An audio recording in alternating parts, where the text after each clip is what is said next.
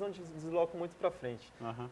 A barreira também eu gosto, diverte bastante, mas a parte que eu gosto mesmo, por mais que seja repetitiva, por mais que eu tenha que fazer todas as semanas, várias vezes, é saltar em altura Saltar mesmo. em altura. Então, não importa quantas vezes eu tenho que fazer, eu faço com prazer. Depois quero saber do Daniel, se tem alguma coisa que o tenista pode fazer para quebrar a monotonia do dia a dia também, né? Com muita repetição na hora de treinar, mas agora a gente vai a Granja Comari, Rio de Janeiro.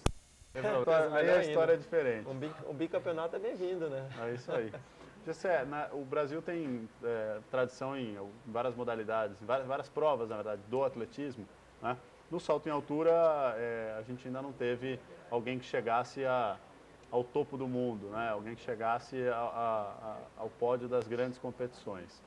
Ao longo da história, quem é que te inspirou a chegar à tua situação de momento? Assim, dois atletas do salto em altura que sempre me inspiraram muito, de uma época um pouco mais distante, o Javier Sotomayor, que é o recordista mundial, não só pelo recorde em si, mas eu diria pela sequência de resultados que ele obteve durante a carreira dele, de ter saltado dos 2,40 m para cima mais de 20 vezes. Olha ele aí, ó. Então, foi uma sequência de resultados que ele conseguiu na carreira que nenhum atleta chegou perto de conseguir isso. Ele é o maior saltador da história? Você acha? Ele é o maior da história? Eu considero, sem dúvidas, o maior saltador da história, com características técnicas bem próprias. Nenhum atleta utiliza as características dele. Alguns atletas tentaram meio que fazer um estilo de salto parecido com o dele, mas não conseguiram. Tecnicamente, ele é muito bom e um atleta que tinha uma força fenomenal. E o salto em altura é essa combinação de técnica e força. E ele, sem dúvida, tinha esses dois fatores muito bem treinados. E o fator psicológico também conta muito, ele era indiscutível. Ele foi flagrado em um exame antidoping, cocaína, acho que foi, né? Foi cocaína e foi no final da carreira dele. Quanto é que isso manchou a imagem do Sotomayor? Eu achei uma pena, porque um atleta que teve uma carreira brilhante, de grandes resultados, um atleta que era destaque não só no salto em altura, mas pelos resultados ele era um destaque do atletismo mundial. Então, realmente, isso acabou manchando um pouco todo aquele brilho que ele teve durante os anos de atleta.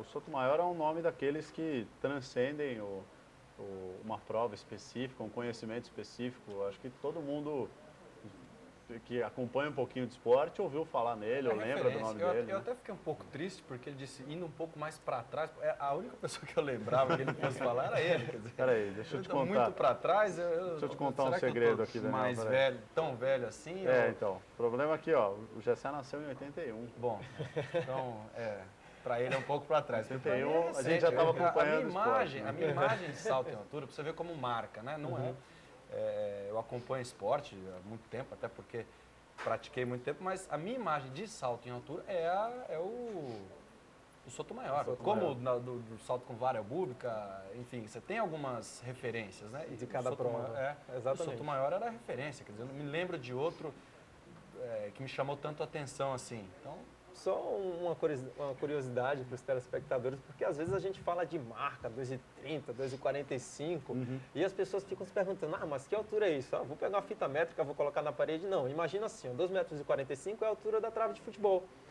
Então imagina que o cara veio correndo com a técnica específica, no piso adequado da pista de atletismo, mas ele conseguiu ultrapassar a trave de futebol. Então aí dá para você ter uma noção do quanto é alto. Lembra, meu amigo e minha amiga que está assistindo, que você tentou pular e alcançar com a mão a trave. Isso, exatamente. Ele passou por cima. Exatamente, ele passou por cima. 7 de julho de 1993, em Salamanca, na Espanha, 2,45, essa marca fantástica do Javier Sotomayor. Eu estava fazendo mais ou menos essa referência com relação ao Gessé aqui, André. 1,91 m, 2,31 m, 40 centímetros. Mas não é só passar a cabeça, tem que passar o quadril. Bem além, tem que passar o corpo inteiro. Então, é a técnica que proporciona a ultrapassagem da barra tão alta também. Além da técnica flop,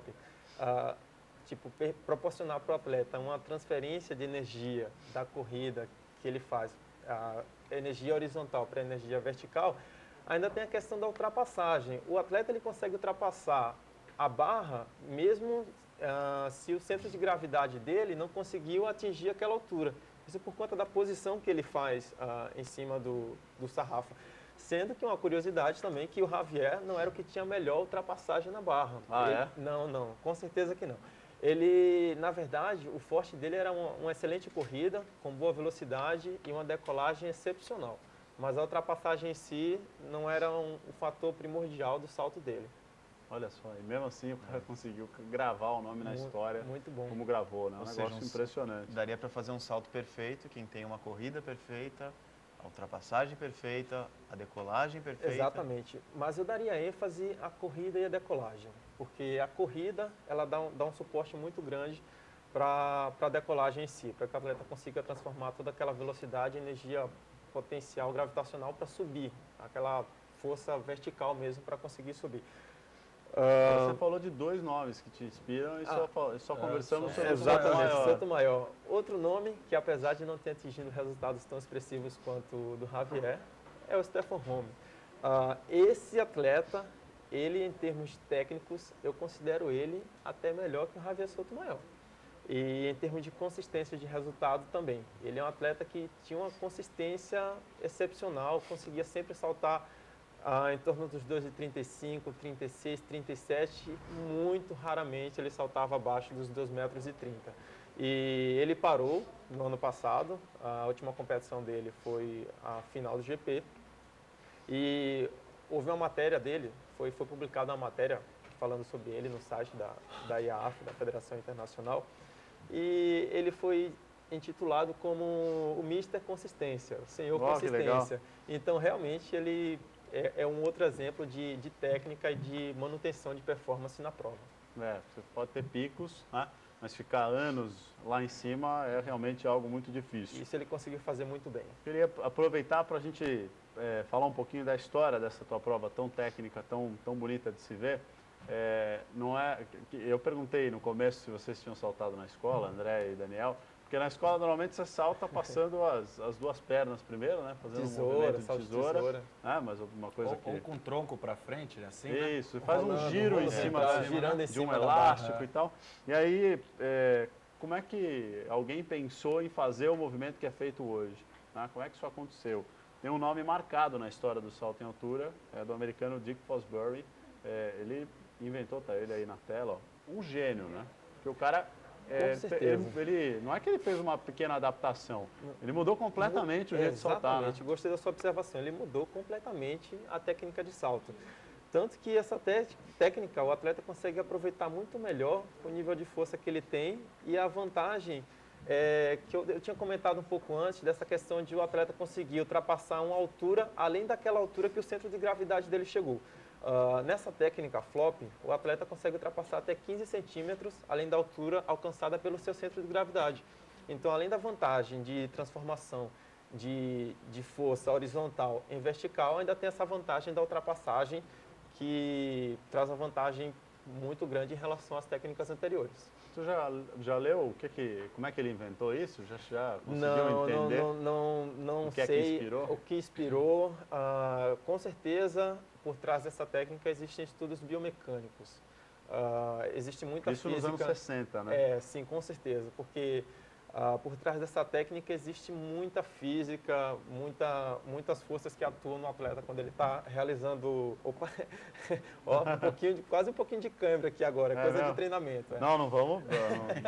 Está aqui para você ficar melhor, não isso para aí é sentir década dor. de 60 e nesse salto aí ele salta 2,24 já. Exatamente. Dizer, É um resultado na época que você excepcional. falou, Ele consegue mudar, né, o parâmetro, ele joga para outro nível, né, o salto em altura. Exatamente. Porque ele inventou uma maneira nova de...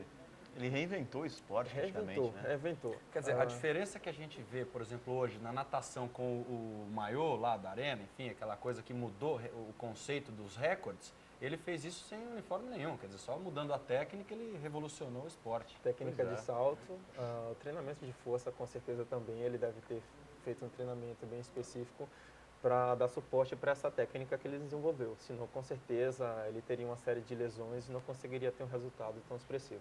Desculpa, para ficar claro, não existe regra, claro, regra tem, mas se a pessoa quiser pular de frente, de costas...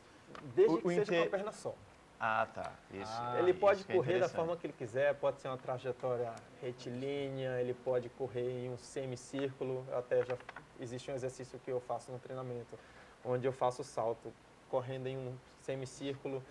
Então não existe uma regra, não há uma regra assim, uma restrição em relação a como eu devo fazer a corrida, como que eu vou executar o meu salto, se eu vou entrar de frente para a barra, se eu já vou estar de costas, se eu vou girar. O atleta tem que saltar com a perna só. Essa é a regra básica do salto em altura, então desde que ele consiga ultrapassar a barra. E eu reparei no seu salto, no do Sotomar, normalmente com a perna esquerda? Com a perna esquerda, a maioria dos atletas saltam com a perna esquerda. É o apoio, né?